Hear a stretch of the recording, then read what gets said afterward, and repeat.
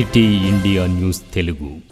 మనిషి జీవితంలో అతి ముఖ్యమైనవి వృక్షాలే అని మహబూబ్ నగర్ ఎమ్మెల్యే ఎన్ఎం శ్రీనివాస్ రెడ్డి అన్నారు. ఈ రోజు మహబూబ్ నగర్ గ్రామీణ మండలంలోని మన్యంకొండ శ్రీ అలివేలు మంగమ్మ దేవాలయం ఆవరణలో తెలంగాణ రాష్ట్ర ప్రభుత్వం ఎంతో ప్రతిష్టాత్మకంగా చేపట్టిన వన మహోత్సవం కార్యక్రమాన్ని జిల్లా ఫారెస్ట్ అధికారుల ఆధ్వర్యంలో ఈరోజు నిర్వహించారు. ఈ వన మహోత్సవం కార్యక్రమానికి ఆయన ముఖ్య అతిథిగా హాజరై జిల్లా పరిషత్ చైర్మన్ శ్రీమతి స్వర్ణ సుధాకర్ రెడ్డి మరియు జిల్లా కలెక్టర్ విజయేంద్ర బోయ్తో కలిసి చెట్లు నాటి వన మహోత్సవం కార్యక్రమాన్ని ప్రారంభించారు. అనంతరం ఆయన మాట్లాడుతూ మహబూబ్ నగర్ జిల్లాకు 58 లక్షల టార్గెట్ నిర్ణయించారని, గతంలో మాదిరిగా రికార్డుల కోసం కూడా కాకుండా ప్రతి చెట్టును బతికించేందుకు ప్రతి ఒక్కరిపైన బాధ్యత ఉందని, అందుకే సామాజిక కార్యకర్తలు కూడా ఈ కార్యక్రమంలో భాగస్వామ్యం చేయడం జరిగిందని ఆయన స్పష్టం చేశారు. వన మహోత్సవం జిల్లా కలెక్టర్ గారి ఆధ్వర్యంలో, డిఎఫ్ఓ గారి సారథ్యంలో చాలా పెద్ద ఎత్తున మహబూబ్ నగర్ జిల్లాలో జరుగుతూ ఉంది. మా జిల్లాకి ఇచ్చిన టార్గెట్ దాదాపు 53 లక్షల చెట్లు. ఖచ్చితంగా గతంలో లాగా కాకుండా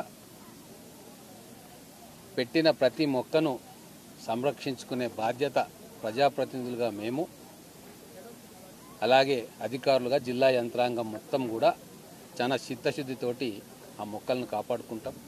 దీంట్లో పెద్ద ఎత్తున స్కూల్ పిల్లలను కూడా ఇన్వాల్వ్ చేస్తూ, సామాజిక కార్యకర్తలను ఇన్వాల్వ్ చేస్తూ పర్యావరణాన్ని రక్షించుకోవాలన్న మంచి ఆలోచన ఉన్న ప్రతి ఒక్కరిని కూడా ఇందులో భాగస్వామ్యం చేయాలని చెప్పి మా ప్రభుత్వ సంకల్పం.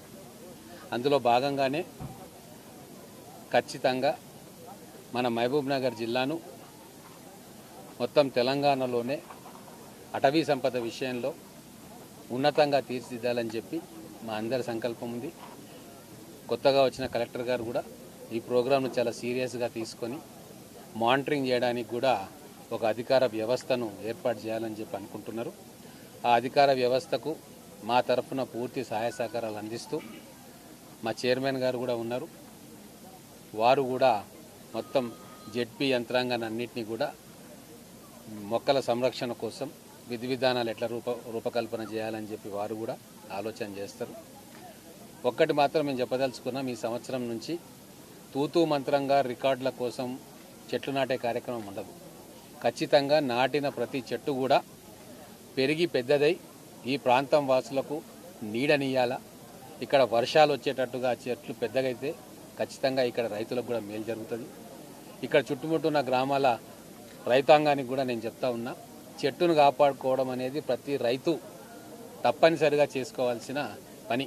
ఎందుకంటే ఆ చెట్లు ఉంటేనే వర్షాలు వస్తాయి, వర్షాలు వస్తేనే బోర్లు రీఛార్జ్ అవుతాయి. కాబట్టి ఇదంతా ఒక సైకిల్.